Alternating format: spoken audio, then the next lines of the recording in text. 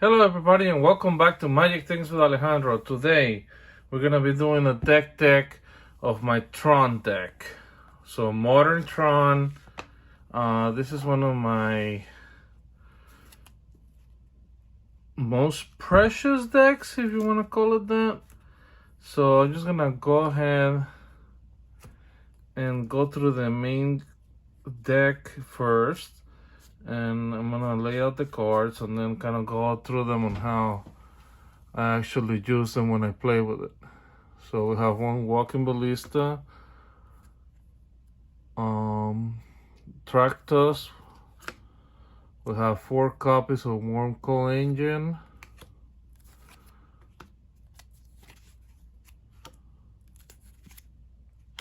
I have 2 Ulamogs running in the main. For Planeswalkers, we have, of course, 4 copies of Karn Liberated.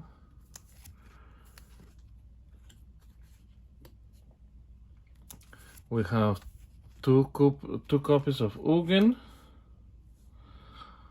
I run 3 copies of Oblivion Stone.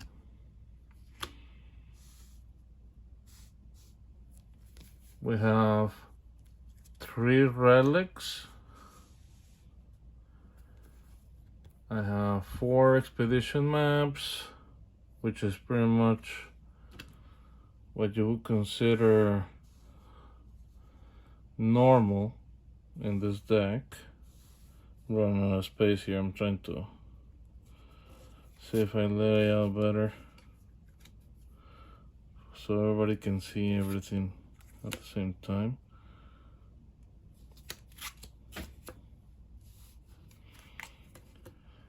Then we have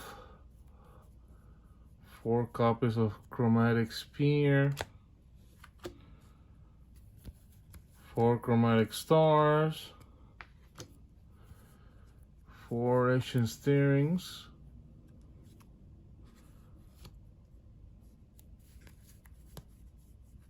4 Silver Scrines, and 1 copy of All Is Dust. Then from there, let's see.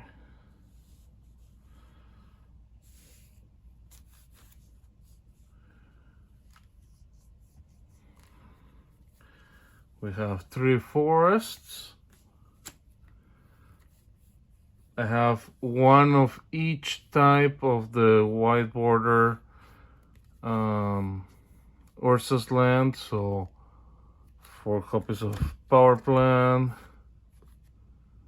This is, back in the day, these lands, I really like this deck because back in the day, I tried to make these lands work when they were in what we call Type 2 back in the day.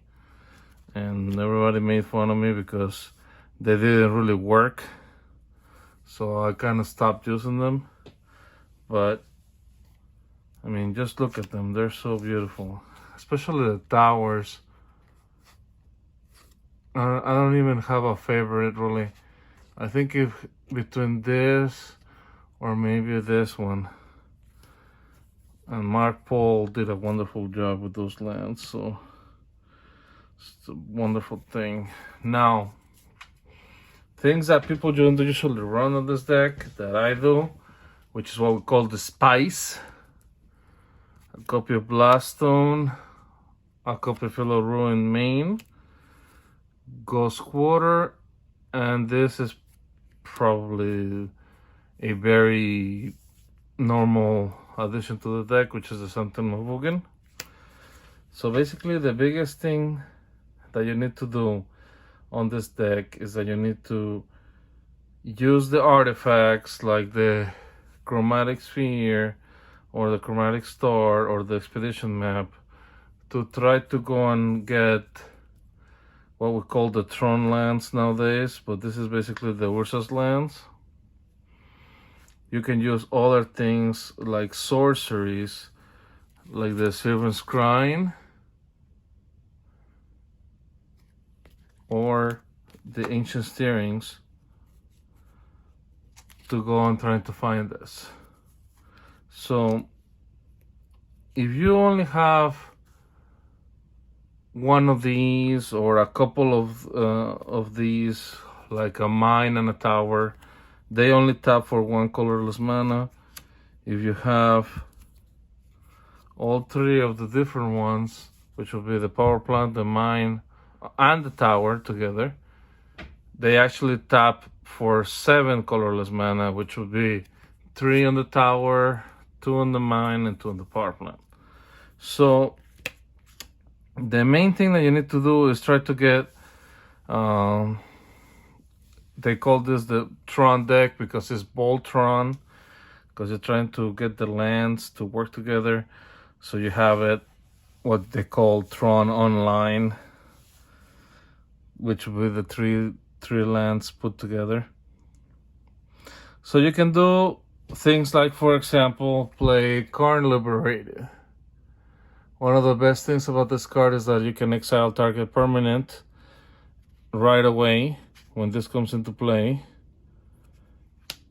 Or you can try to get the Worm Coal Engine going. This is particularly difficult to deal with for blue players. As you get more advanced into the thing, especially if you get an additional land, you can do things like the Oblivion Stone right away. So you would need 3 and 5, which is 8. Something else that you can do with 8 mana is cast Ugin. This is especially good against creature decks because of the -X ability that you exile each color permanent with converted mana cost of X or less. That is 1 or more colors. So the colorless creatures would not be affected with this. Other things that you can cast for 7 is All is Dust. Each player sacrifices all color permanents they control. So this will blow out everything except for artifacts. Let me see. Oh, the lands are also colorless, so they wouldn't be affected by this. So things that people are going to try to get you with, like, for example, Field of Ruin. They're going to try to get one of the pieces of the Urza's lands. And the good thing about the Field of Ruin is that you can get one of these. Now, there is some different ones, the different versions that people use. For example, most people don't run this main, which is actually pretty good to get main because I can cast it for 4, so basically 5 converted mana cost. So sometimes they get you with the lands, and you can't do Tron turn 3, so you cast this so you can get 5 life, and if they kill the Tactos beast, this gets in there, so you have 2 blockers essentially. You get the 5 life, so it's all the bonus in the world. The other one that's kind of sort of well, it's actually way better than that, is the Worm Coal Engine, because it's Death Touch and Lifelink. So whatever happens, you can probably block something that is not flying with this card, and you get 6 life. If you happen to wipe the board, they wipe the board. Blue players usually do that. This dies, and you get one of each of these things. You get another 3/3 Death Touch and another 3/3 Lifelink. So even if you happen to do it yourself, because sometimes you just if you don't have Ugin on board, you may want to just wipe the board with either the All is Dust, or you might want to do the O-Stones. O-Stones are really good because they wipe everything. If you have a couple turns, you can actually save some of your things, like maybe Karn Liberated or Ugin or something like that, which is pretty neat. by putting a fake counter in there for 4. Other things that help you out to draw cards, because this is all you want to do. You want to start drawing cards, fetching for things, are relics. Relics are really good by removing graveyards. So a lot of people have graveyard decks, and you want to remove those so they can't exile cards from their graveyards, like Dwell or things of that nature. Reanimate decks. Another super cool thing about this deck is the Ancient Steerings. Basically, it lets you, if you don't know what it does, it lets you look up for 5 cards, and you can pick a colorless card from among them. So you could get like an artifact or a land, put the rest in the bottom of your library. So this is very crucial for when you're going around and getting things.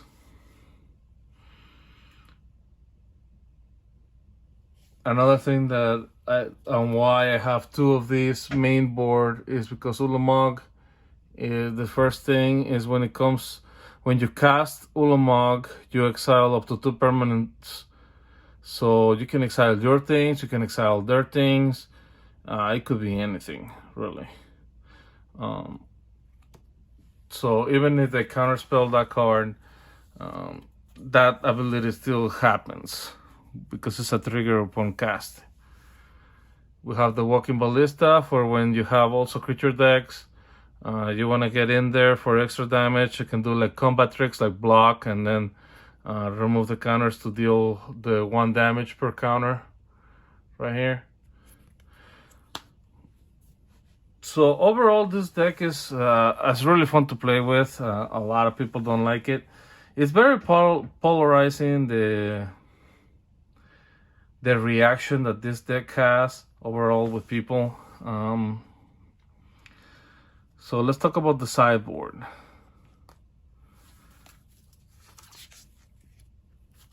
I have 3 nature claims because you never know what happens. Removing artifacts and enchantments is really good. 2 Sawyer Color extractions because more graveyard hate. 3 Veil of Summers because, once again, for the blue players out there, you can draw a card if the opponent has cast a blue or a black spell this turn, and the spells you control can be countered this turn. So right there, no counter spells, and you and your permanents gain hexproof from blue and black until 11th turn. So this is a very powerful card.